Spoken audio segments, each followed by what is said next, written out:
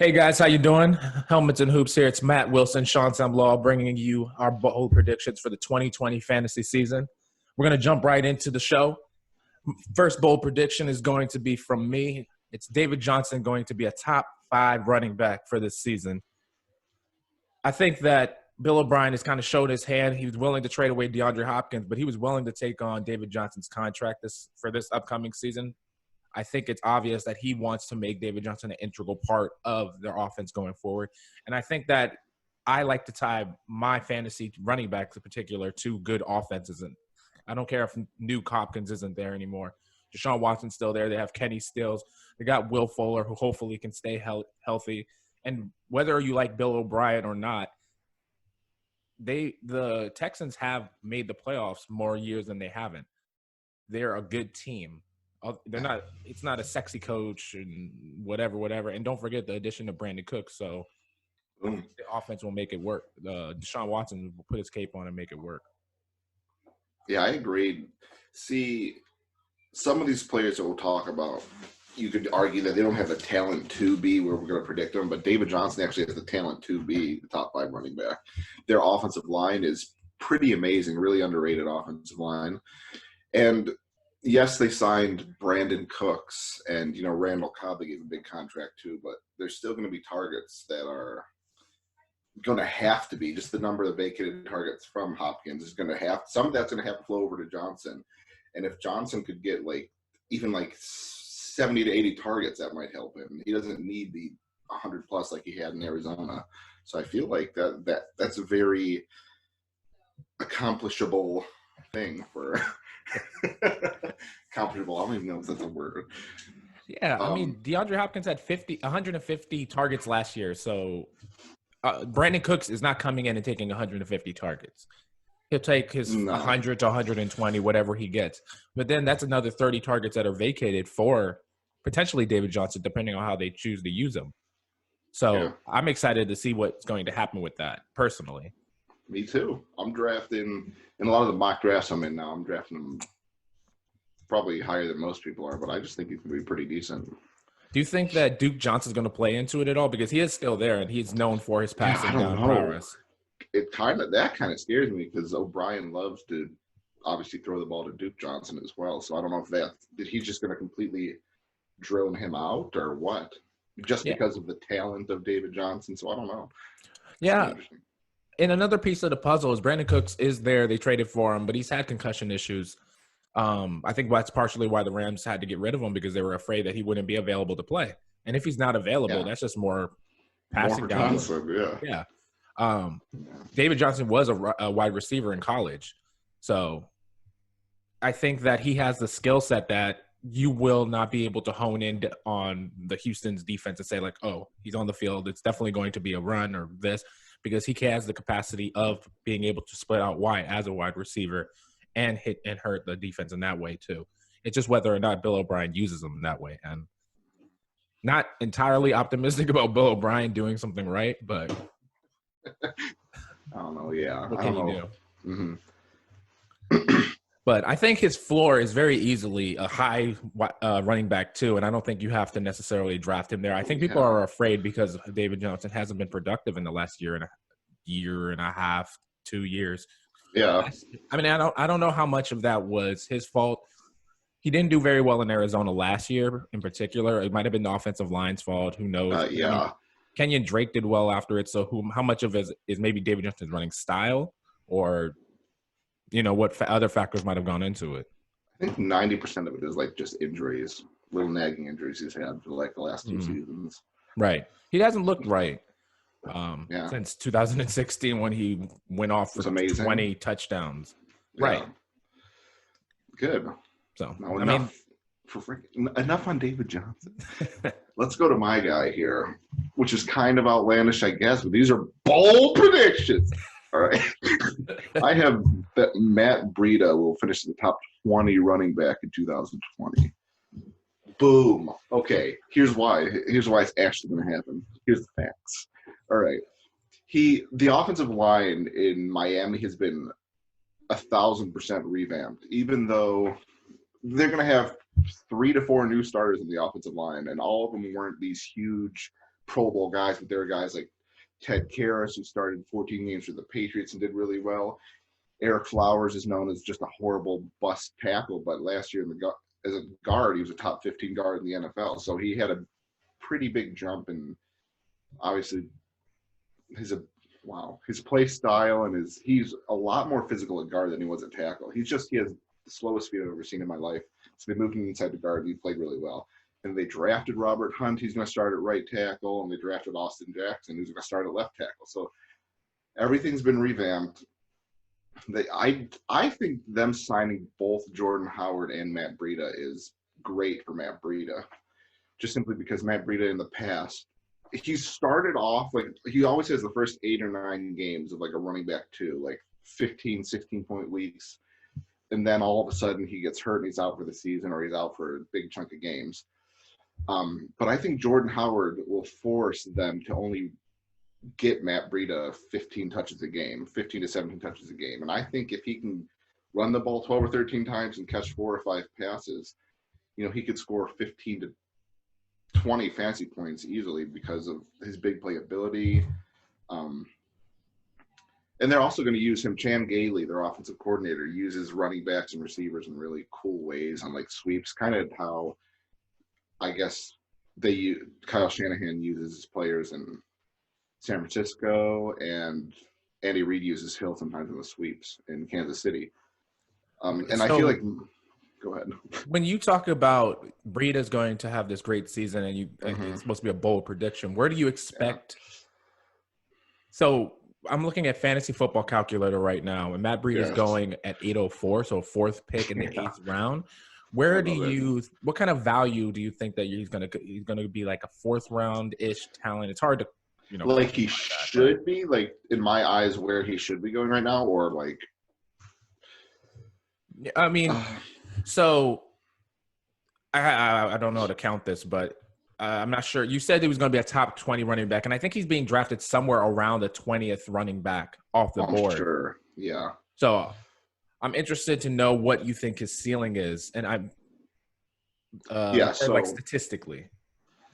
So basically, in all my mock drafts and like all the research that I'm doing, everyone has him like finishing as like a mid running back 3 to maybe running back 4, depending on who basically starts, Jordan Howard or him or Breida. But I feel like he's going to end up obviously I said top 20, but I feel like his floor is like mid running back 3, depending on how they use him and how many times they actually, given obviously we're full PPR and he catches 4 to 6 passes a game like he did when he was healthy in San Francisco. I feel like the floor is like a mid running back 3. And the ceiling obviously is I have him a mid running back 2. So I guess I'm not like he's going to be running back 1, but I think he's going to be a decent play each week as long as he stays healthy, which is for every player. Aren't you worried though that Jordan Howard's going to take away a lot of the first and second down work, because Jordan Howard has historically been a very good runner. The knock on him is he's not a pass catcher, so Breida will get that work. True. So I just worry that maybe near the goal line when it comes in within the 5, he's better between the tackles. So they might defer to Jordan Howard because both of those guys are new in that offense. Yeah, the rushing touchdown factor I think is all going to pretty much go to Howard, unless I'm basically just banking on Breida's big playability, being able to break off a 40 or 50-yard touchdown run here and there like every other game. Because like when he was in San Francisco, he would still only get the ball, run the ball like 13 to 16 times per game, and he'd always have a run here and there that's like 41 yards for a touchdown, or like there was one game where he had like 67 yards for a touchdown. He's just really fast, shifty. I just feel like he's a big play waiting to happen. And then if he's obviously stays consistent and healthy, I feel like he could be a running back too. So they're starting off the year with Fitzpatrick in Miami. Yes. Do you think that Tua's eventual taking over of the team will help or hurt Breida's statistical output? That's a good question. I feel like they're going to pass the ball the same amount of times, like I feel like 2 is just going to be a heck of a lot more accurate. Well, I agree with you that I think that Breida has a better statistical output than Jordan Howard on that same team because he's going to get the high value touches, the catches, the targets, and things like that from the running back position. And I think that, especially in PPR, those targets are extremely valuable, much more than rushes are. Maybe Breida can stay healthier because he's not having to run into the line over and over again, and that will be Jordan Howard's role. And I think the Dolphins aren't a good team, so they're going to be playing from behind. They will have to pass more, so that bodes well for them. Definitely. And also, like, Matt Breida, he was in a much more crowded running back by committee in San Francisco with Coleman, Mostert, who are much better running backs. So I feel like, number one, he has less competition for touches right away because they're not going to use Balaj anymore because he just pooped the bed every time he touched the ball. Myles Gaskin, they've been talking up a little bit, but I don't see him getting much work. So I think it's going to be obviously just Howard and Breida. I just feel like you said, Breida has the opportunity to have like more of the bigger plays, the high catch games, and more PPR statistical. I mean, yeah, that makes sense. I agree. Yeah. Perfect. All right. Our next bold prediction comes from me. This one's going to be about Zach Ertz. I do not see him as a top 8 tight end, and I picked a kind of a weird number there. Once you get to top 10, it's kind of a crapshoot. But I'm not confident in Zach Ertz in this upcoming season. The emergence of Dallas Goedert, the inconsistency with Zach Ertz in the first half of the year, because the second half he was fine. But I think that had more to do with they had no one else to throw through more so than Zach Ertz was good. So I'm worried about the contributing factors with that. I think the Eagles are a good team, and I think they'll play ahead. So they want to use their running backs. They want to run the ball. They want to bleed you out. Not to the extent of a Ravens, Seahawks, Titans type of running game, but they do use their running backs in a high capacity. They use 2 tight ends a lot. They have big, and you would think that would lead to Zach Ertz eating more, but that wasn't the case in the first half of the year. And I think that's going to be a better expectation of what they're going to do what he's going to look like going forward.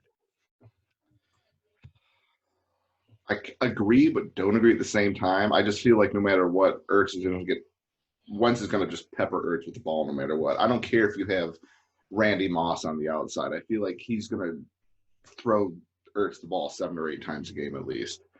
But I don't know. Like, they do have I want to say they have decent wide receivers, but they really haven't made any additions besides Jalen Reagor, Marquise Goodwin. Yeah. I could see him.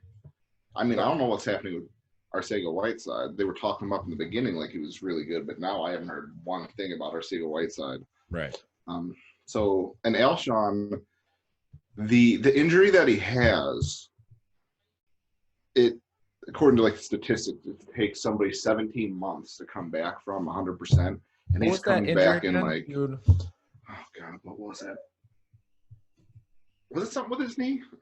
I forget. We should know this, but all I know is that I keep hearing like all these doctors and sports doctors saying it takes 17 months on average for them to get back to 100%, and he's coming back in like 13. So right off the bat, I think he's going to regress just from age, and he's not as quick as he used to, but now he's coming back earlier too. But Jalen Reagor, I like him. So I don't know, maybe Deshaun Jackson can stay healthy, Jalen Reagor, maybe they can all stay healthy, and the Eagles for once actually throw the receivers more than the tight ends, but I don't know. I mean, I guess it's somewhat believable, Sean. So just looking at Goddard, yeah.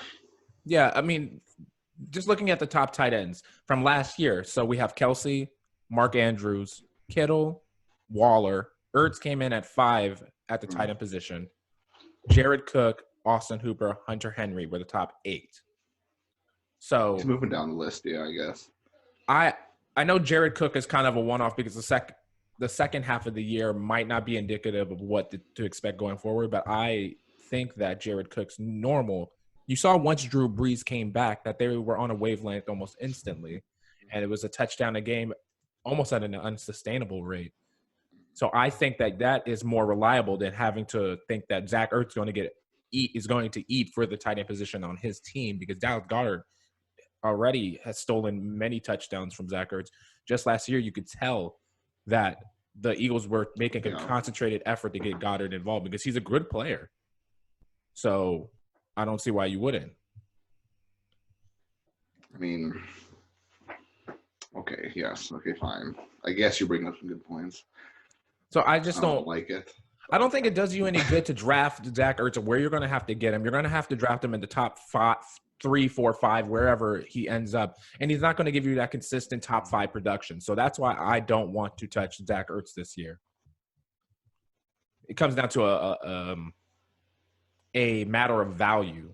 You don't want to touch him this year? Not for where I won't have him anywhere, because where you'll have to draft him in order to have him. So I'll just pass. It's fine. Oh, that's true. Yeah, if you believe, what you say, I guess you shouldn't touch him anywhere near where he's going to go. So, based off everything I've said so far, where would you draft Zach Ertz? God, I might go behind those tight ends like Hooper and Henry, like you were saying. I might just simply move him behind. Based on that list you gave me, I might move him to number 8 and draft all those guys ahead of him. What round would you, or is that for you? Oh, jeez.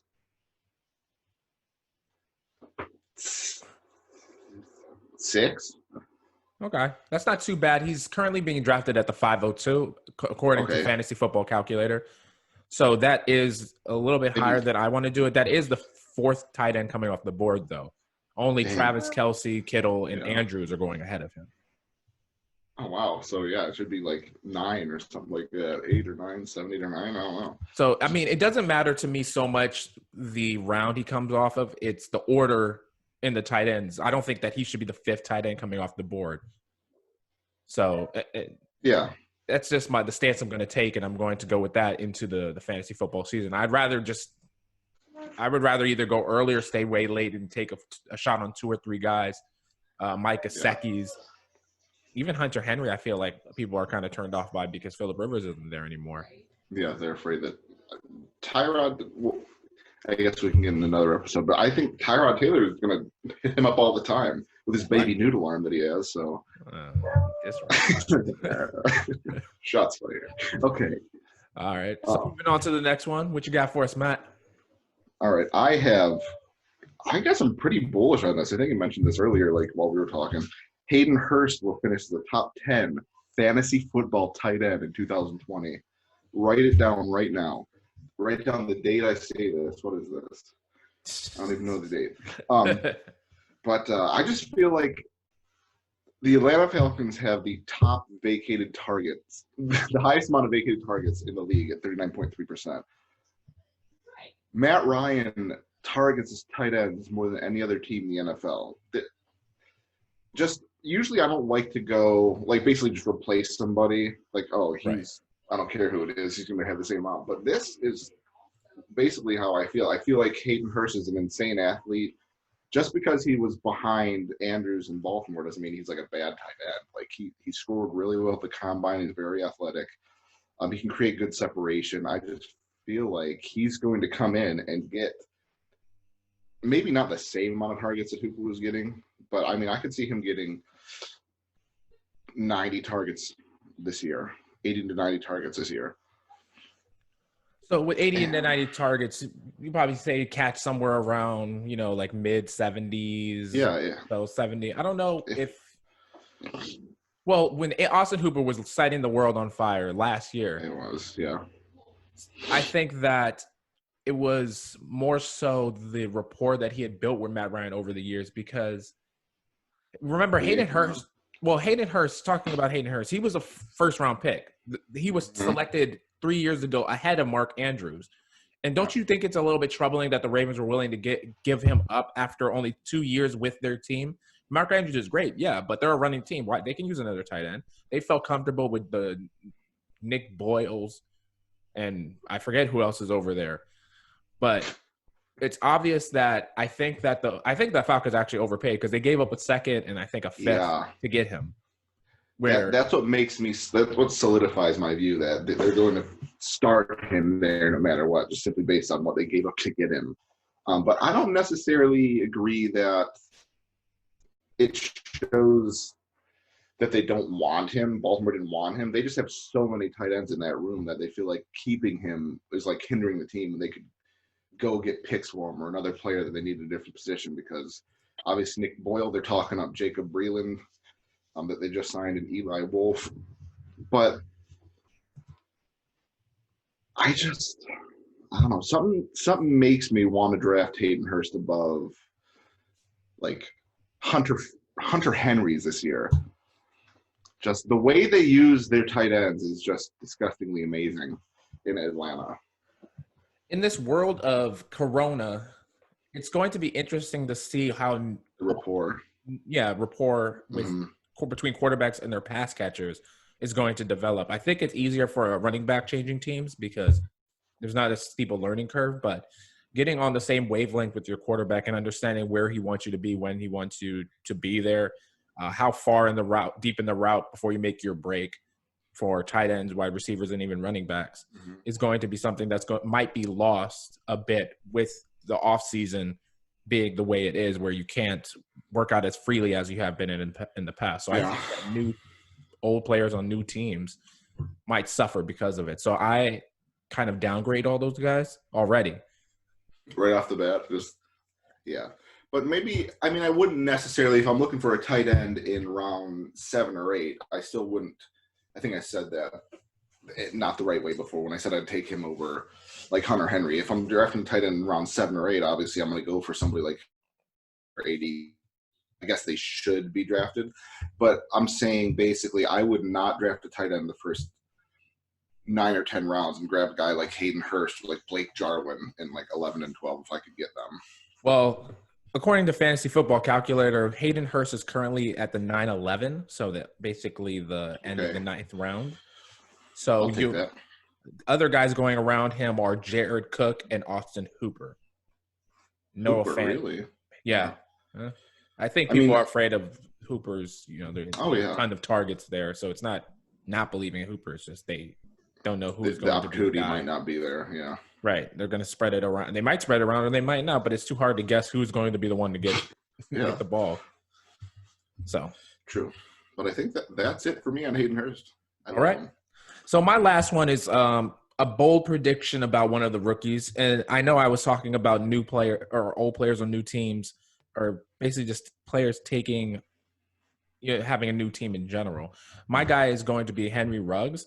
I've looked at a lot of his tape. I've looked at what the Raiders did. They drafted him as the first overall receiver, taken in pick 10 overall, 10 or 11, wherever they had him.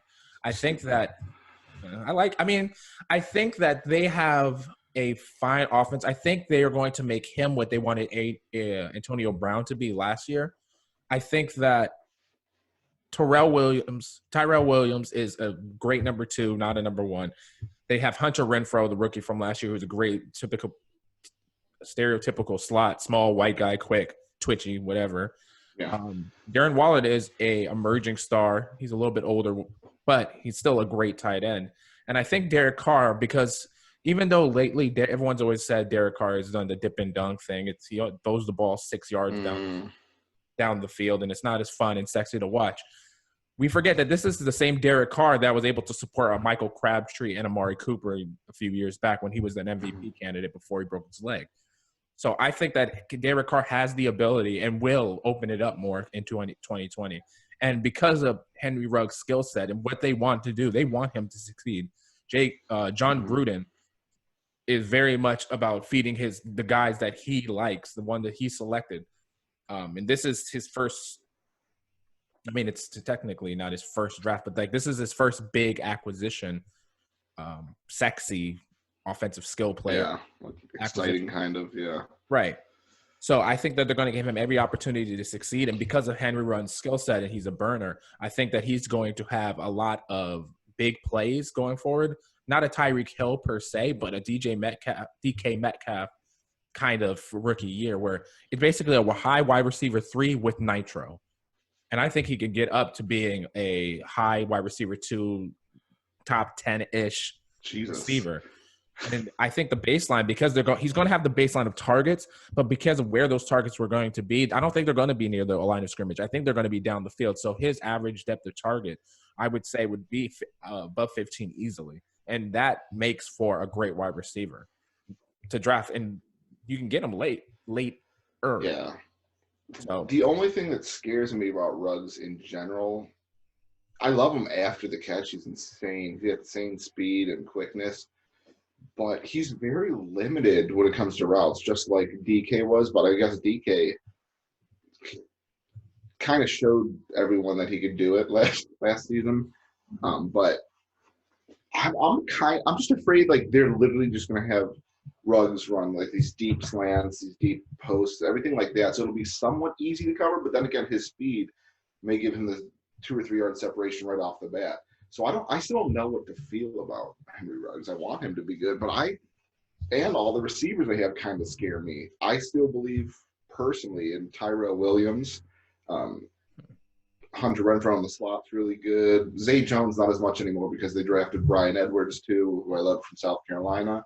They have, I guess, Nelson Aguilar. If he stops dropping the ball, he could do something with his life. They have Darren Waller, Foster Moreau. They have a lot of people to throw to, but I guess if Ruggs just solidifies early that he could be Carr's go-to guy, I feel like Carr he's a very, I don't even know how to put it, mentally, no, that sounds bad. Mentally weak. Like he used to throw the ball, like in college, he was the best deep ball thrower in the NCAA. In his first couple years in Oakland, he showed that he really wants to sling it downfield. But ever since he broke his leg, right? Not like just him and Mariota broke it in the same week. Yeah. After that, for some reason, he's afraid to throw it downfield. He's very cautious what he does. He always does these short 10 to 15-yard passes. Then again, John Gruden's West Coast offenses get the ball to somebody 8 to 10 yards down the field and let them go. But maybe Henry Ruggs does that. Like he improves his footwork, his short route running, and that's what he does. Because I feel like that's what he's meant to do is catch the ball and just run 50 yards to the end zone. So I don't know. I mean, I could see it happening though if he actually right out the gate, like solidifies himself and establishes himself as that guy. So I don't know. It's going to be interesting because I think that he has a good baseline for targets, and in fantasy football, opportunity is king. So you always want to go where you know the targets are going to go. So I'm excited because I think he'll have that baseline of 7-8 targets a game, just simply because of where they drafted him in the draft where they drafted him at. Sorry, your gesture. So I think that if you start out, even if he's getting 6 targets, I think where those targets are going to be, all he needs to do is break one, and then you're happy with him. And that's what I want. I want a good baseline with the chance that you're going to help me win my week. So where you get Henry Ruggs, I think it's worth it. He's currently at the 903 according to Fantasy Football Calculator. So his average draft position, and it's obviously going to move, but where he's currently being drafted, I would take that risk 100 times because those are dart throws anyway.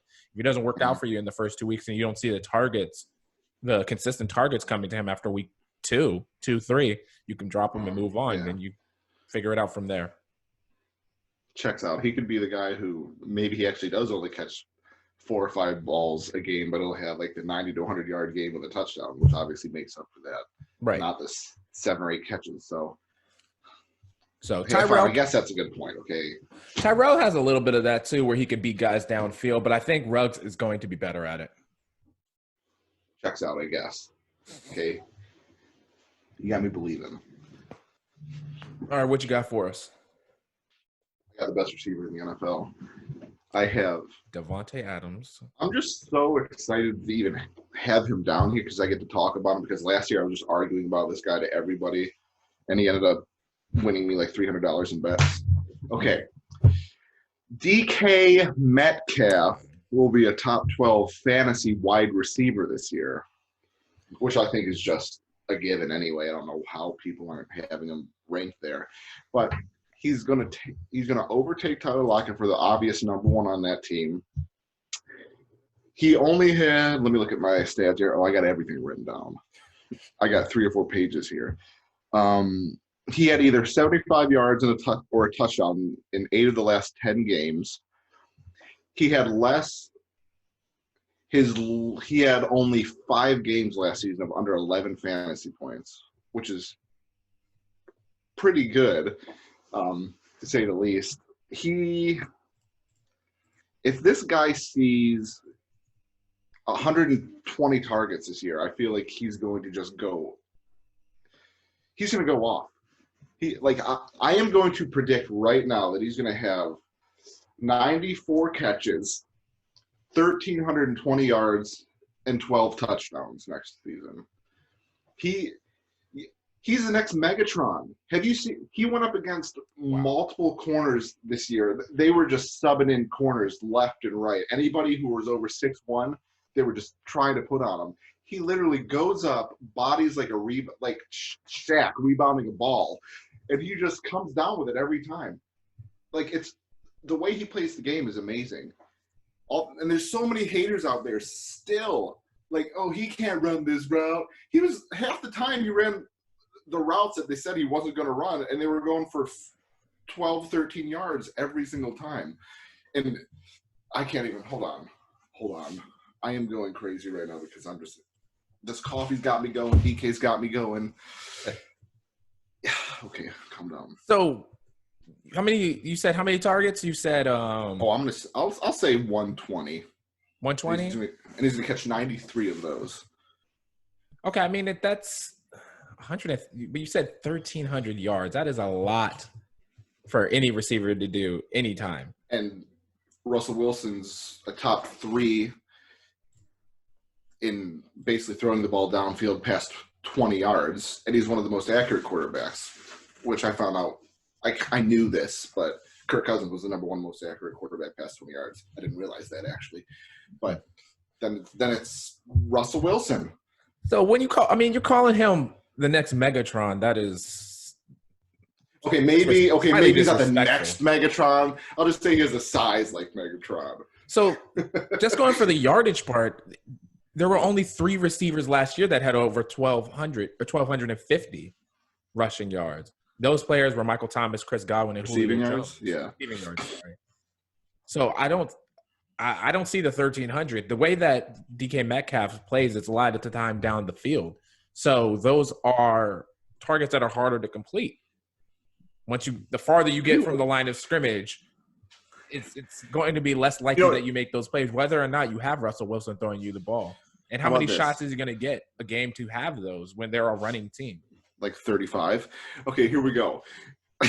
Okay, fine. Just to make you feel better about the situation, I'll say 1,211 yards. Okay, I'll say 1,211. But have you watched DK Metcalf? Yes, I've watched DK Metcalf. Did you honestly just say most of his targets have been downfield? Downfield. Go ahead. Okay, I don't have the stat in front of me, which I really should. But every time you see him get these monster catches, just stiff arming these DBs immediately, it's like within the 10 to 15 yard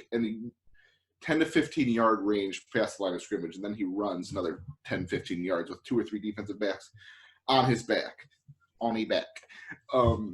It's just, I don't know. I don't know why I love him so much.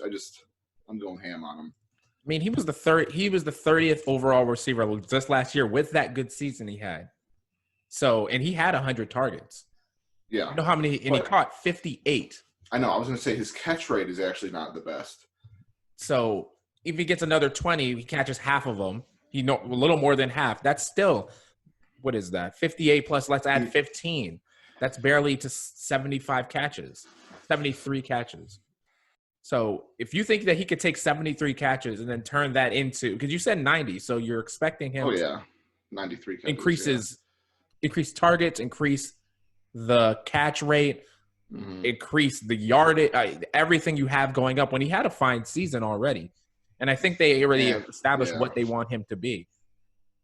They have it's a running team. It's Chris Carson, Rashad Penny whenever he gets back, They want to run the ball. Russell Wilson, they want him to play a glorified game manager, something. It works for them. They're winning games. But I think that it's very obvious that Tyler Lockett is the 1A de facto. It's not a it's hard because he's not a stereotypical receiver. He's a small guy. He's quick. Same way that Doug Baldwin was their number one receiver for years. So I think it's just they don't need to have those big Megatron alpha. Well, they do now, okay? And he's going to take over. When the game is on the line, okay, and they need to throw the ball, who do they throw the ball to? DK Metcalf. When they were in the playoffs and they were down big because Seahawks defense was playing like trash, he set the rookie receiving record in the playoffs. They just peppered Metcalf with the ball all game long. Yeah, but defensive players are smart. They're going to adjust to what DK Metcalf does. It's easy for someone to catch you off guard their first year because you don't know what they're doing. What does that mean? You could do whatever you want if you physically have somebody reaching over you who has 15 inches more of wingspan than you. 15 inches. Are you kidding me? He's getting covered with these 5'11", 6-foot DBs and he's 6'4", 235. Go ahead. I don't care. Put Kevin King out there who's like 6'3", 210. Why'd you pick on Kevin King? Because I love Kevin King and I just know he's a taller DB. True. I mean, but you can't – a lot of the time those taller DBs aren't as quick-footed. They're still fast. You have to be to play the position. Yeah. But the rare thing about DK Metcalf is he can get down the field quickly.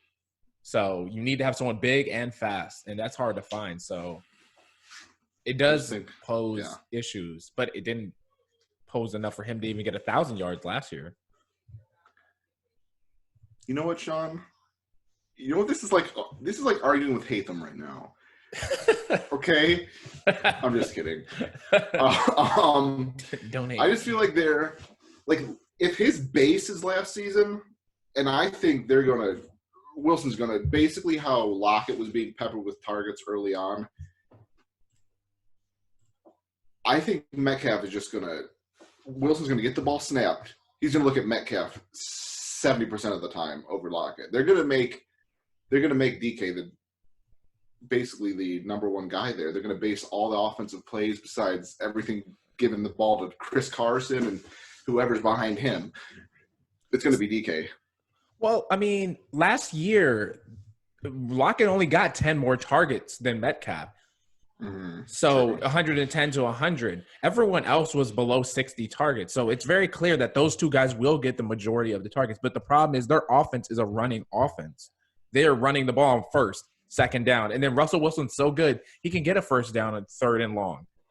So the way that Pete Carroll and Brian Schottenheimer want to play is a run-first team. So I think that poses a problem for DK Metcalf to get better stats because he's limited by the offense, the situation he's landed in. Okay, checks out a little bit, just a tiny bit. But I feel like the offense is okay, this might be a little outlandish, but this is bold. It's a bold prediction. I feel like they're changing the offense for DK. What would make you think that?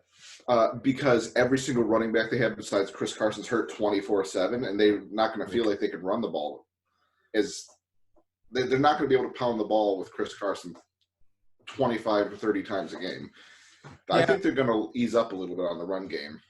I don't think so. This is all they've ever really done. They won with running and defense. They've had conversations with Marshawn Lynch for him to come back. I don't know why they keep having him come back. I mean, they have no healthy running backs. So, I mean, they have CJ Prosise who's still there. Travis Homer is not a bad running back. There? I believe so. Dang, I didn't actually know that. I thought it was just like Homer, DJ Dallas. Yeah, I mean, and there you go. I was going to go into they drafted DJ Dallas. So I think they have enough bodies to get running back. I'm not an NFL player, but running back is kind of universally known to not be as difficult. That's why teams don't want to pay him. It's not as difficult to play the position. So if you need just your guy to get 2 or 3 yards, you can get that from a warm body. It's true. So I think that for what the Pete Carroll wants to do, and I think that it's going to handicap Metcalf.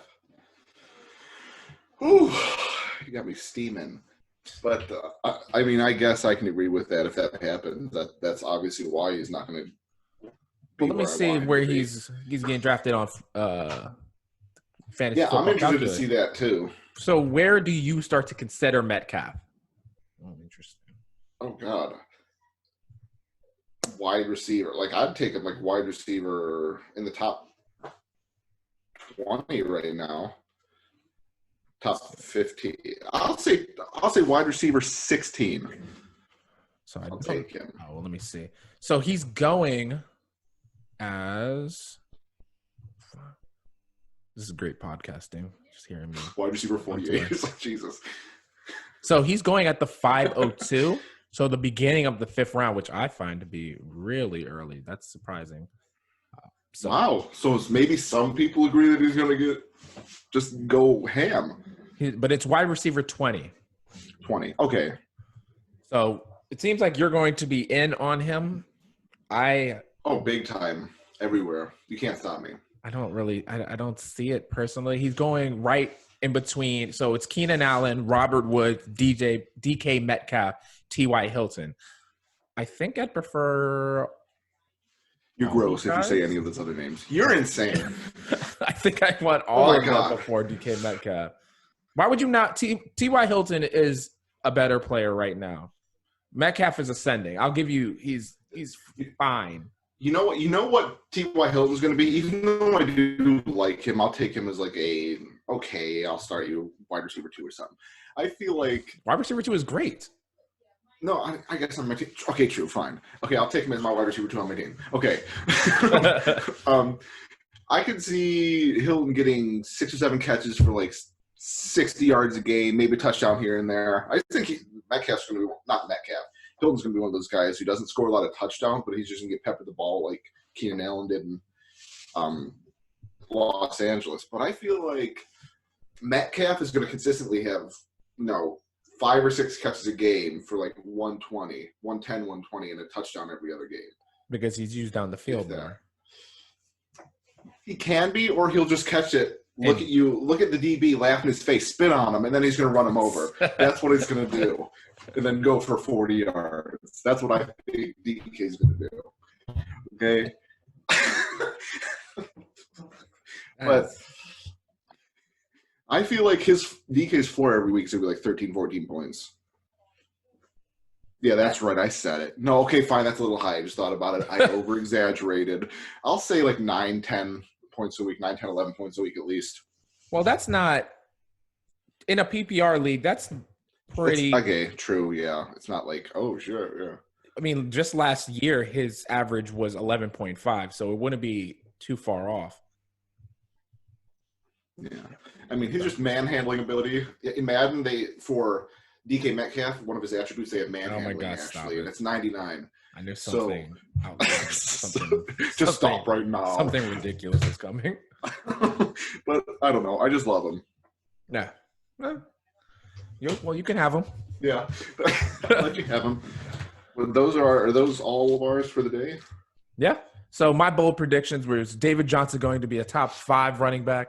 Zach Ertz is not going to be a top 8, and if he is, it will be a frustrating top 8. And then I think Henry Ruggs is a minimum a high wide receiver 3 with Nitro. So the baseline for me is high wide receiver 3. Mm-hmm. Matt, what were yours?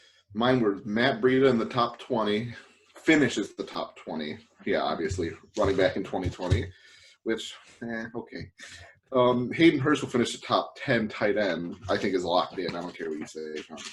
And DK will be a top 12 fantasy wide receiver, which I think is more locked in than Mahomes being a quarterback 1. So that's our bold predictions. All right. Thank you, everyone. Be sure to tune in to our next episode. We're going to regressions. Yeah, we're going to tackle players that we think they're going to regress in the NFL season for 2020. That's Helmets and Hoops. Perfect. Matt Wilson, Sean Samlal. Thanks for tuning in, and we'll catch you later. Bye.